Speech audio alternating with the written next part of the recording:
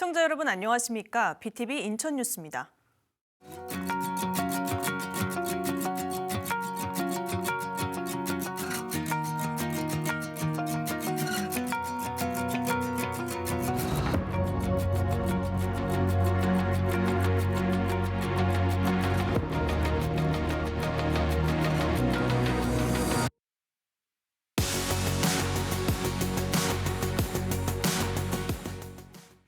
올해는 인천 시민들의 교통복지도 좋아진 한 해였습니다.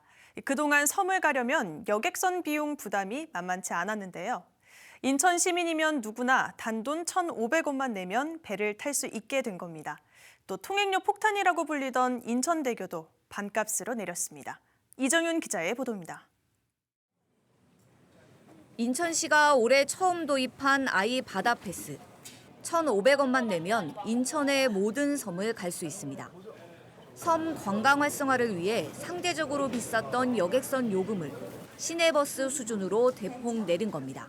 도서지역 활성화, 관광 활성화, 그리고 지역 경제의 더 큰 발전 이런 걸 생각할 때 비교적 적은 비용으로 아주 큰 백령도행 여객선 요금은 왕복 15만 1,800원. 이제는 3,000원에 이용할 수 있다 보니 시민들의 반응은 좋습니다. 부모님이 거기 계셔가지고요. 한 달에 한 번 정도 왔다 갔다 해요. 아유, 기분이 좋죠. 저는 또 솔직히 비싸서 못 간 경우도 있고 뭐 시간도 없고 그러니까. 실제 올해 인천섬을 찾은 방문객은 크게 늘었습니다. 11월 말 기준 200만 명을 돌파했는데 이는 지난해보다 31% 증가한 수치입니다. 통행료 폭탄 논란이 일었던 영종대교와 인천대교. 국토부는 지난 2023년 통행료 인하 방안을 발표했는데 그해 10월 영종대교 통행료가 인하된 데 이어 올해에는 인천대교 통행료까지 내렸습니다. 승용차 기준 편도 요금이 5,500원에서 2,000원으로 반값으로 낮아진 겁니다. 매일 출퇴근하는 이용자의 경우 연간 172만 원을 절감할 수 있습니다. 통행료가 인하되면서 지역 경제가 더 활성화될 거란 기대감도 높습니다. 현격히 줄어들면서 저는 수도권 관광 메카가 되지 않을까라고 기대하고 있고요. 특히나 이제 물류비 인하는 저는 직접적인 물류 산업의 그 경쟁력을 강화시키는 요소가 될 것이다라고 기대하고 있고 결국은 그것이 영종 경제 발전에 큰 역할이 될 것이다라고 봅니다. 여객선부터 인천대교까지 인천 시민들의 교통비 부담이 눈에 띄게 줄어든 한 해였습니다. BTV 뉴스 이정유입니다. 인천시는 올해 원도심 개발 사업에 첫 발을 뗐습니다. 일명 양키시장으로 불리는 송현 자유시장 철거를 시작한 건데요. 중구와 동구 일대를 재개발하는 제물포 르네상스 프로젝트가 본격화되고 있습니다. 이정윤 기자입니다. 지난 1960년대에 형성된 송현 자유시장. 미제 물건을 팔아 일명 양키시장으로 불리면서 7, 80년대 최대 전성기를 누렸습니다. 한 10년 전만 해도 뚫고 나갈 틈이 없을 정도로 각 섬에서 도매하고 이래가지고 뭐 강화 뭐 이런 데서 도매하러 왔기 때문에 굉장히 복잡했어요. 한때 인천을 대표하는 상권이었지만 이후 사람들의 발길이 점차 끊겼고 결국 개발 사업이 추진됐습니다. 보상 절차까지 마무리되면서 본격적으로 시작한 철거 작업. 상인들은 아쉬운 마음이 있지만 기대감도 큽니다. 한때는 이곳이 사람이 지나칠 때마다 어깨가 부딪힐 정도로 인천의 대표적인 시장이었고 이곳엔 인천의 역사와 서민의 삶이 묻어있는 곳이었습니다. 지금 이렇게 철거되는 것이 사실은 조금은 아쉽지만 새로운 도약과 새로운 시작을 알리는 것이기 때문에 저희는 기쁜 마음을 갖습니다. 인천시는 송현 자유시장과 동인천역 일대를 주거와 상업, 행정 기능이 합쳐진 복합도시로 만든다는 계획입니다. 이는 유정복 시장의 공약인 제물포 르네상스 프로젝트의 핵심입니다. 인천의 역사를 바꾸게 될 제물포 르네상스 프로젝트의 실질적인 출발이 바로 오늘입니다. 이 동인천역 일대 재개발을 통해서 원도심이 활성화되고 인천이 바로 문화와 관광과 산업의 중심지가 되는 곳이 바로 이곳 제물포 구가 될 것입니다. 제물포 르네상스 프로젝트는 원도심 활성화를 위한 대규모 사업. 중구와 동구 일대의 문화와 관광, 산업이 융합된 새로운 도시를 조성하겠다는 구상입니다. 특히 2026년 7월 행정체제 개편에 따라 중구 내륙과 동구는 제물포구로 새롭게 출범합니다. 이 일대가 개발이 잘 된다면 그러면 이제 앞으로 우리 제물포구가 탄생했을 때도 새로운 성장 동력의 마중물 역할을 할 수 있지 않을까 이런 생각을 해봅니다. 제물포 르네상스는 중구와 동구와의 결합을 통해서 이제 인천의 원도심을 활성화시키는 아주 중대한 대전환점이 될 것입니다. 동인천역 일대 개발 사업이 첫 발을 떼면서 제물포 르네상스 프로젝트도 탄력을 받게 됐습니다. BTV 뉴스 이정리입니다. 수도권 매립지 종료 문제는 인천시의 대표적인 해결 과제로 꼽힙니다. 지난 11월 마침내 정부와 인천시, 서울시, 경기도가 직매립 금지 제도를 시행하기로 했는데요. 마냥 좋아할 사항은 아닙니다. 쓰레기를 태울 소각장을 확보하는 데는 더욱 난항이 예상됩니다. 구혜희 기자가 보도합니다. 1992년 인천 서구에 들어선 수도권 매립지는 30년이 넘도록 수도권 3개 지자체의 쓰레기를 처리해오고 있습니다. 인천시는 수도권 매립지 종료를 추진 중인 가운데 11월 결국 정부와 수도권 지자체로 구성된 4자 협의체에서 예정대로 1월부터 직매립 금지 제도를 시행하기로 했습니다. 대체 매립지를 찾기 위한 4차 공모에서 다행히 민간 2곳이 응모했지만 대체 매립지가 조성되기까지는 갈 길이 멉니다. 후보지에 대한 검토와 분석, 그리고 관할 지자체장과의 협의도 필요한데 문제는 다가오는 지방선거입니다. 선거를 앞두고 후보지와 응모 주체 공개는 이루어지지 않을 거라는 게 대다수의 분석입니다. 때문에 시민단체들은 대통령실과 정치권이 나서서 구체적인 로드맵을 제시해야 한다는 주장입니다. 대통령실에 전담기구를 만들어서 주민 수용성 차원에서 수건 사업 등 기타 사항들을 챙겨야 하고 그러한 지원을 하기 위해서는 근거법이 필요합니다. 그렇기 때문에 여야 국회의원이 지원을 위한 근거법인 특별법을 만들어야 된다고 생각합니다. 이와 함께 제시된 문제는 소각장입니다. 폐기물 관리법에 따라 생활 폐기물 발생지 처리를 원칙으로 하고 있는데 직매립이 금지된 상황에서는 폐기물을 소각하거나 재활용할 수밖에 없기 때문입니다. 인천에서도 각 자치구별로 소각장 부지를 확보하기 위해 나섰지만 번번이 주민 반발에 부딪히고 있습니다. 특히 인천 서구의 경우 갈등이 심각합니다. 지난 2023년 자원순환센터 부지 선정을 위해 입지선정위원회를 꾸린 뒤 3년 동안 입지 선정에 난항을 겪었습니다. 그러다 12월 12곳으로 간신히 추려졌지만 문제는 12곳의 위치입니다. 서구청이 공개한 자료에 따르면 원창동이 4곳으로 가장 많고 오류동이 3곳, 나머지가 금곡동, 가좌동, 백석동 등이 후보지로 선정됐습니다. 문제가 된 건 이 후보지들의 위치입니다. 12곳 중 8곳이 아라뱃길 북쪽, 즉 내년도 검단구가 되는 위치에 있습니다. 검단 주민들은 당장 반발하고 나섰습니다. 내년 분구를 앞두고 행정 공백기를 이용해 소각장을 검단구로 떠넘기려는 꼼수라는 겁니다. 분구라는 행정 공백기를 이용하여 소각장이라는 기피시설을 검단구 지역으로 서둘러 확정 지으려는 꼼수를 부리고 있습니다. 일방적인 희생을 강요하고 새롭게 출발해야 할 검단구의 자립 기반을 처음부터 훼손하려는 무책임한 행태입니다.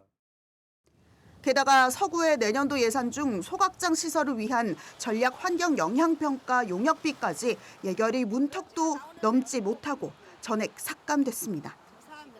수도권 매립지 사용 종료의 대안으로 꼽히는 소각장 마련에 각 지자체가 난항을 겪고 있는 가운데 내년도 직매립 금지 시행도 표류할 가능성이 커졌습니다.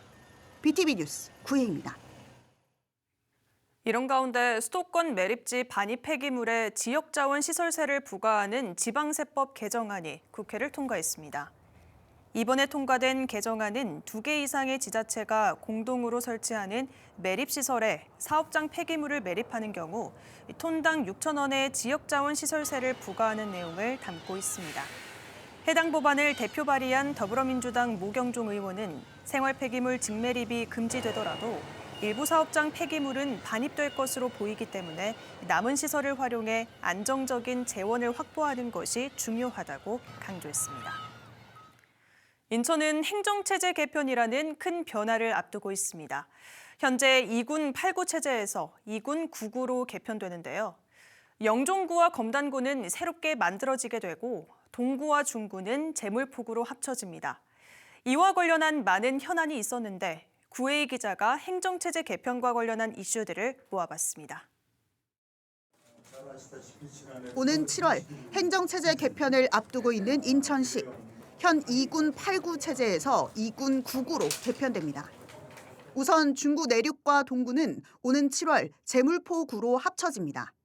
제물포구가 되면 면적은 21.73제곱킬로미터, 인구는 9만 9천 명을 넘어설 것으로 예상됩니다.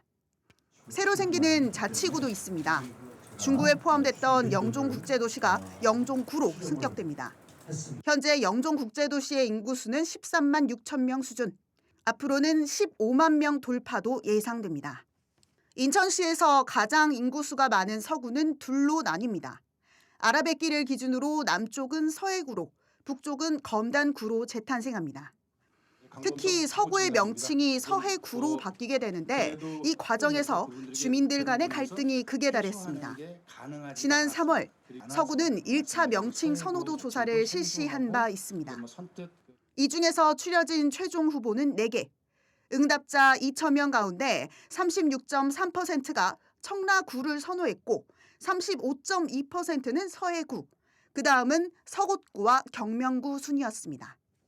그런데 청라구의 선호도가 1위로 나타나자 청라 지역 주민들이 강하게 반발하고 나섰습니다.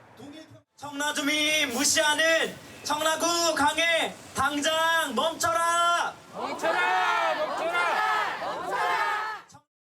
강한 반발에 부딪힌 서구는 결국 선호도 조사를 다시 진행했고 그 결과 최종 서해구로 결정된 겁니다. 현재까지도 반발의 목소리는 있지만 서구는 행정체제 개편 이전까지 입법 절차에 속도를 내는 모양새입니다. 서구가 명칭 변경으로 잡음이 있었다면 분구가 되는 검단의 경우 인프라 확충에 애를 먹었습니다. 개편에 포함되는 다른 자치구의 경우 기존 시설을 활용할 수 있지만 검단구는 새롭게 탄생하는 만큼 활용할 수 있는 기반 시설이 거의 없기 때문입니다. 검단구의 모듈러 임시청사 운영 비용만 6년간 277억 원 수준. 분구가 되면 이에 따른 예산 충당이 쉽지 않을 것으로 보입니다. 31년 만에 추진되는 인천시 행정체제 개편이 6개월 앞으로 다가온 만큼 각 자치구별 기반시설 확충에 따른 예산 확보에도 더욱 속도를 낼 것으로 예상됩니다. BTV 뉴스 구혜입니다. 올해는 굵직한 교통 현안들도 많았습니다. 경인고속도로 지하화 사업이 예비타당성 조사를 통과하면서 사업 추진이 확정이 됐는데요. 이 사업이 완료되면 청라에서 여의도까지 빠르면 15분 이내에 도착할 수 있습니다. 또 인천 1호선 검단 연장선이 착공한 지 5년여 만에 운행을 시작했고 도심을 순환하는 인천 3호선도 추진되고 있습니다. 이정윤 기자입니다. 지난 1968년에 개통한 경인고속도로. 한국 최초의 고속도로로 산업 발전에 큰 역할을 했지만 이후 고속도로의 기능을 잃은 데다 환경 문제까지 발생했습니다. 인천시가 경인고속도로 지하화 사업을 추진한 이유입니다. 인천 시민들의 수건 사업이기도 한데 기획재정부의 예비타당성 조사를 최종 통과하면서 사업 추진이 확정됐습니다. 사업 구간은 인천 서구 청라동부터 서울 양천구 신월동까지 총 15.3km. 지하에 왕복 4차로 고속도로를 만들고 기존 고속도로는 일반 도로로 바꿔 평면 교차로를 조성하는 게 핵심입니다. 또 중앙부 차로를 일부 축소해 시민들을 위한 녹지 공간도 만들 예정입니다. 경인고속도로 지하화 사업이 끝나면 청라에서 여의도까지 빠르면 15분 안에 도착할 수 있습니다.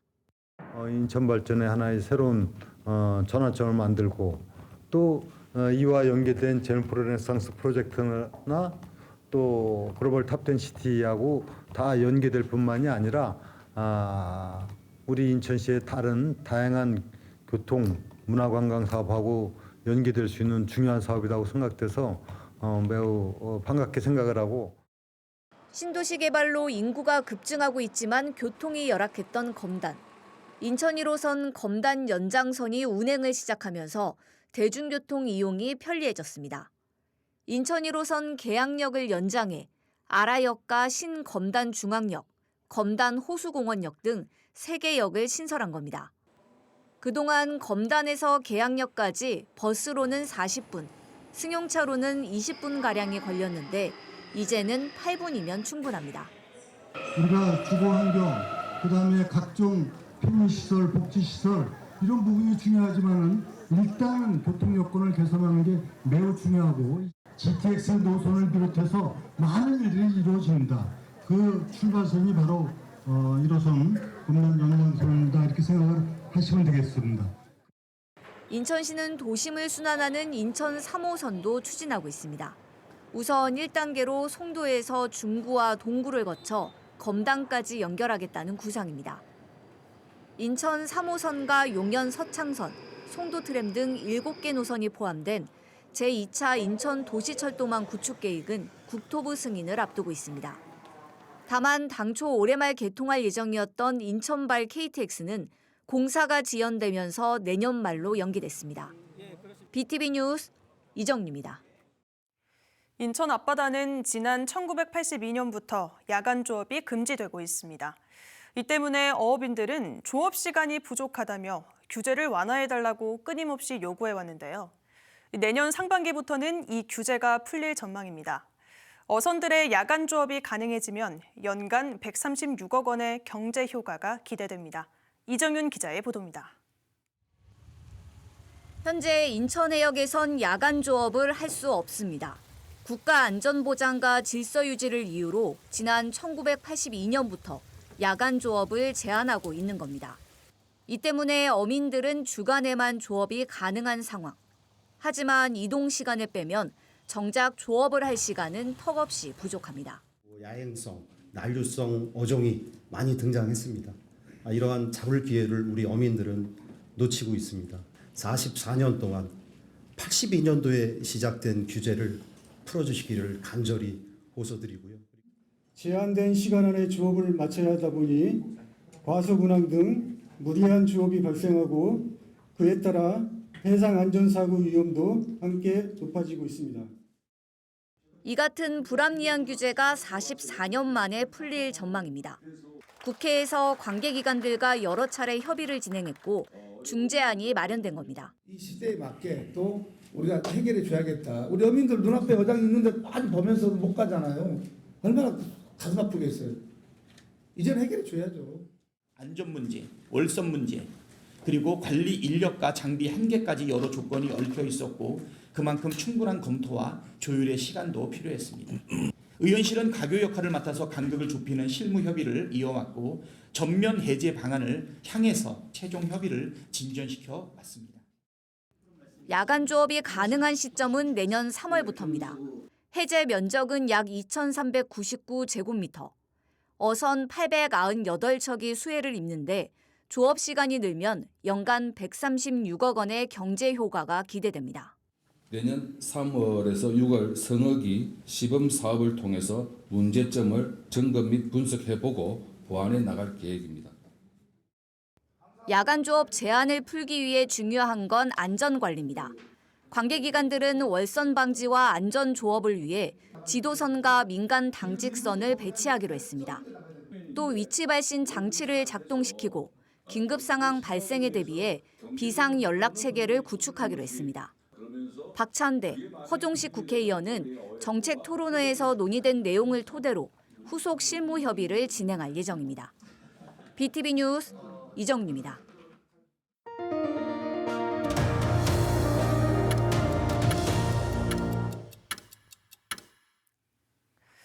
투신 사고가 자주 일어나는 인천대교에 추락 방지용 난간이 설치됩니다. 국토교통부는 31일 최근 인천대교 운영사와 통행료 인하 변경 협약을 체결하면서 인천대교에 안전시설을 설치하기로 확정했다고 밝혔습니다. 안전난간은 인천대교 주탑 일대 양방향 7에서 8km 구간 2.5m 높이로 설치하는 것으로 검토되고 있습니다. 설치 비용은 80억 원가량으로 추산되는데 인천대교 통행료 중 국토부가 거두는 국비로 활용합니다. 국토부에 따르면 인천대교에서는 2009년 개통 이후 올해 12월 30일까지 투신 사고로 86명이 사망한 것으로 집계됐습니다. 국토교통부가 31일 수도권 지역 5곳의 공공주택지구 지구계획을 승인했습니다. 이번에 지구계획이 승인된 곳은 인천 남동구 9월 2지구와 경기도 의왕시, 군포시, 안산시, 화성시입니다. 국토부는 또 경기도 구리시와 오산시 2곳을 공공주택지구로 지정했습니다. 특히 인천 9월 2지구는 220만 제곱미터 면적에 총 15,000호가 공급될 예정입니다. 또 여의도 공원의 2배 규모인 공원과 녹지 56만 제곱미터, 복합 자족 용지 약 37만 제곱미터도 함께 조성됩니다. 9월 2지구는 GTX-B 인천시청역에서 가까워 서울 여의도에 30분 이내에 접근이 가능할 것으로 기대됩니다. 인천시가 검단 신도시 입주민들을 위해 수요 응답형 버스인 아이모드 운영 기간을 더 늘리기로 했습니다. 아이모드 버스는 승객이 원하는 정류장에서 앱을 통해 버스를 호출하면 노선이나 경로와 관계없이 목적지까지 이동할 수 있습니다. 인천시는 지난 2021년 9월 검단 신도시에 이 버스를 도입했으며 당초 올해 말 서비스를 종료할 예정이었습니다. 하지만 인천시는 검단 신도시 입주민들을 위해 내년 6월까지 운행을 연장하기로 했습니다. 아이모드 버스는 총 6대가 투입되는데 이 중 5대는 4개 권역을 순환 운행하고 1대는 수요 응답형으로 운행됩니다. 인천의 도소매와 숙박 음식점 10곳 중 7곳에서 8곳이 근로자 평균 임금보다 못 버는 것으로 나타났습니다. 인천 신용보증재단이 발표한 보고서를 보면 2020년 기준 도소매업의 평균 영업이익은 2,520만 원으로 근로자 평균 임금 미만인 사업체가 77.6%에 달했습니다. 또 숙박 음식업은 평균 영업이익이 1,000만 원에 불과해 도소매업보다 더 취약한 것으로 조사됐습니다. 인천 신용보증재단은 두 업종 대부분이 근로자 평균 임금에도 미치지 못하는 낮은 수익 구조에 머물러 있으며 이는 단기 경기 요인보다 장기간 누적된 구조적 취약성 때문으로 보인다고 분석했습니다.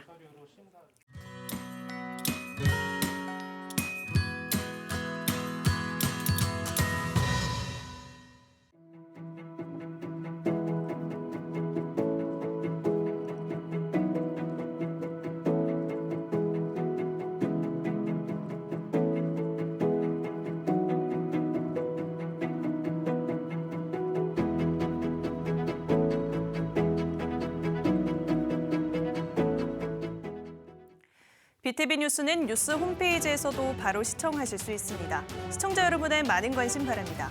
이상으로 BTV 인천 뉴스 모두 마칩니다. 시청해주신 여러분 고맙습니다.